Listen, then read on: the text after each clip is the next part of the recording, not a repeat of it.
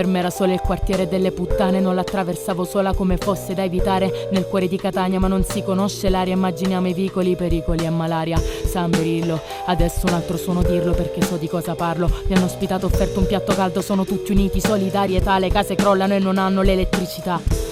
A volte grida, affitti, debiti, papponi. Gli abitanti rimasti lì sono stati lasciati soli. Chi dovrebbe intervenire ci specula soldinetti. Avete fatto giusto 2 piazzette, complimenti. San Birillo, adesso un altro suono dirlo perché so di cosa parlo. Il futuro è cambiamento, adesso si può fare tanto. San Birillo, adesso un altro suono dirlo perché so di cosa parlo. Il futuro è cambiamento, adesso si può fare tanto. In passato che cos'era? Tra la città moderna e la monumentale funge da cerniera. Nel quartiere conviveva gente umile sotto i palazzi nobiliari della classe egemone. Quella politica resta a distanza, ne fece abbattere una parte negli anni 50. Ma paradosso del cosiddetto risanamento lascia il resto nel decadimento. Nel 2000 le porte furono murate, donnine ed occupanti tornarono sempre meglio delle strade. Oggi nella zona anche immigrati ed io li ho visti arrampicare dai balconi ai primi piani. L'apparenza inganna, ringrazio chi si impegna, cerca il senso di giustizia che respira la mia penna. San Birillo si può fare tanto, adesso un altro suono dirlo perché so di cosa parlo. Quindi aspettiamo un attimo che monto la luce.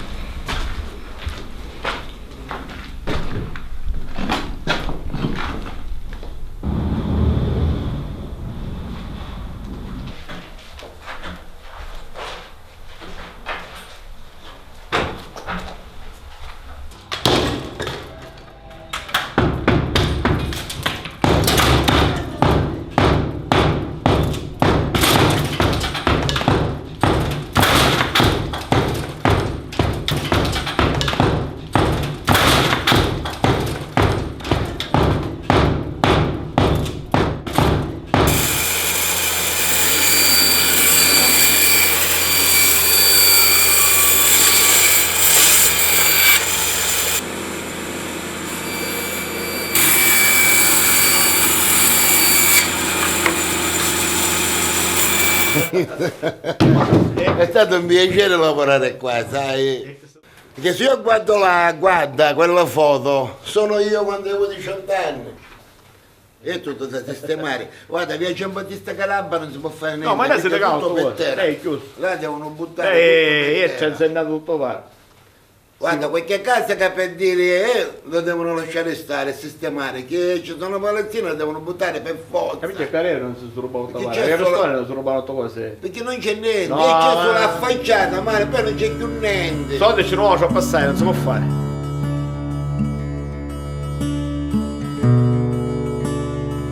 Questo è un quartiere cancellato, è cancellato non soltanto fisicamente ma anche dalla memoria, quindi cercare di ricostruire quello che era prima, come è nato, cioè, significa tirar fuori dalle radici la memoria del quartiere. Qui c'erano tutte famiglie per bene. Qua c'è stava la famiglia De Mato, quello che lavorava qui alla segheria. Qua c'è stava la Zanzina, quella che affittava i caretta, aveva 4 figlie femmine. Qui c'era quello che faceva qui come la vesera. Qui c'era una palestra di pugilato. Qui c'era un altro falegname. Qui c'è un piccolo cortile, qua dietro c'era una fabbrichetta di cucine componibili. Ma lei da bambino con la sua famiglia viveva qui in questo No, quartiere? io no, io abitavo in via Oberdan, angolo via Giordano Bruno. E veniva a giocare qui? No, a giocare, a lavorare. A lavorare qui? A che età ha iniziato? All'età già di 9 anni, io già con i caretti carichi di legname incominciava a lavorare, come un piccolo scugnizzo da Napoli, peggio. Lavorava con suo padre? No, mio padre era infermiere all'ospedale Garibaldi, però diciamo imparare un mestiere, perché io ci dicevo a mia madre, io non ci voglio a lavorare, dice, a caricare legname, dice. La uso coppa di mia maestra. Campano di mestiere. Era figlio unico? No, siamo 5 fratelli maschi. Tutto questo quartiere, io uscivo col carettino di quella strada e mi imboccavo sul via delle Finanze. Ok. E poi andavo in via Luigi Capuano a scaricare il legname. È un quartiere che praticamente nasce, ma immediatamente dopo il terremoto, all'inizio del Settecento, misto, residenziale minuto più povero, l'artigianato più povero, eccetera, eccetera, ma anche il residenziale di tipo borghese, e invece la parte diciamo produttiva, avanzata, opifici di alto livello. Princi, con i fratelli Princi che realizzano la fabbrica del ghiaccio, il grande diciamo mulino e pastificio, poi ci sarà il pastificio municipale, ma in ogni caso tutta quest'area, ma in generale tutta San Berillo è piena di attività produttive più grandi o più piccole, quindi anche di contenitori, quindi anche di oggetti edilizi. E se andiamo a guardarci le fotografie degli anni 50, prima dello sventramento, si vede chiaramente che questo non è il tessuto che andava demolito ed eliminato.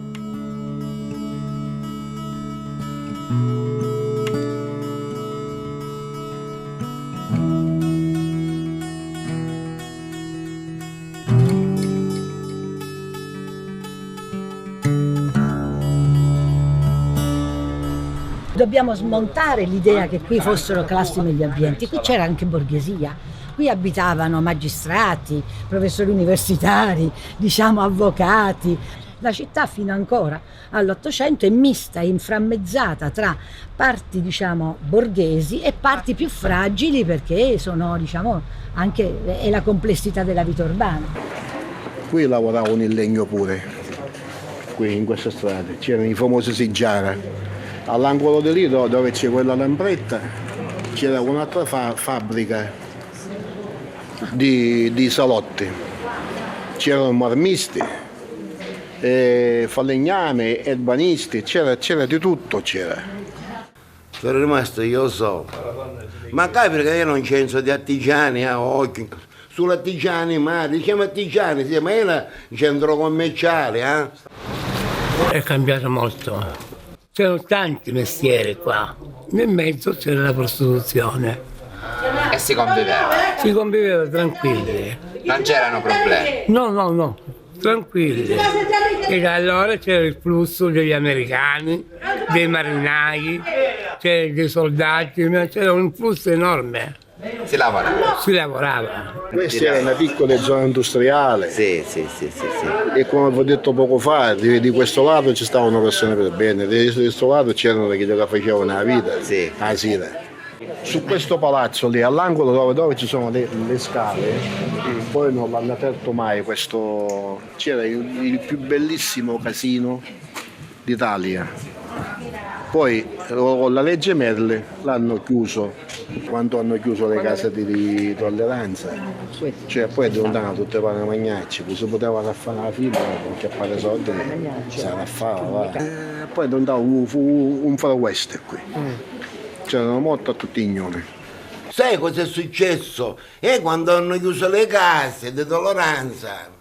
Quando hanno chiuso le case, le donne hanno preso il sopravvento qua sotto, perché purtroppo qua nella zona di San Berillo, Paramini Chiaro, c'erano 5 casine. Mario, come puoi dire chiudendo i casini? Agenti, i catanesi, gente dei paesi che scendevano a Catania, sapevano che c'erano le donne. Le donne non se ne sono andate di qua, sono rimaste sempre sul luogo. Per questo qua è nata la prostituzione in via delle finanze. Solo questo è il motivo, Mario, poi non ce ne sono. Però quelli che erano qui fissi sono rimasti. Cioè in via Rapisalda, via delle Finanze, c'era la famosa, come dicevo, Anna Cupo, Maria Calabrisa, Maria Pagliazzo. Tutte male perché. Lei si commuove perché sì. Cosa si è ricordato? C'era una napoletana, una bella donna. A me mi faceva paura a vederla, no? Io ero ragazzino, potevo avere 12-13 anni. Paura a vederla perché dici tu, perché non mi portare i legni per la conca, cioè per lo scaldino pure a me. Io avevo timore di queste donne. Non so per quale motivo, avevo paura. Questo un bel giorno io salgo di Piazza delle Belle, la salita, no? Giro e prendo la via Rapisalda. Questa mi prende il posto di Turismo, dice vieni a Carici.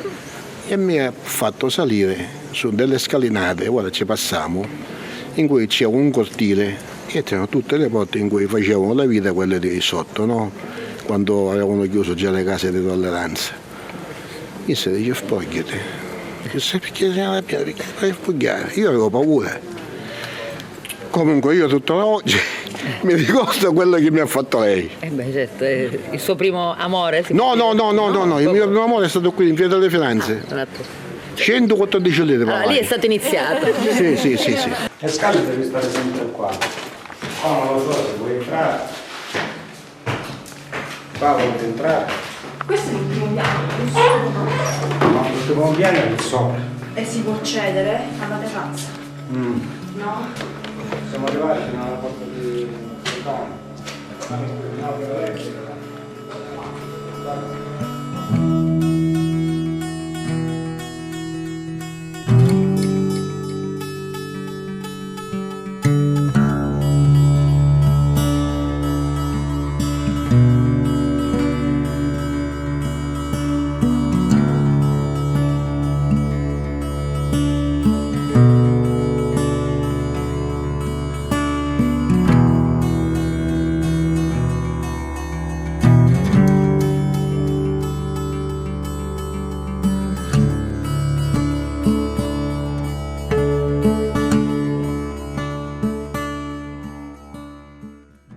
Tutto il bello di questo quartiere non esiste più, è rimasto sul tratto, che lo volevano abbattere pure.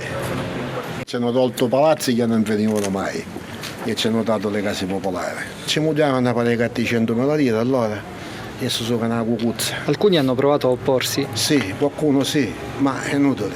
Una noce dentro un sacco, sguscio, non ne fa.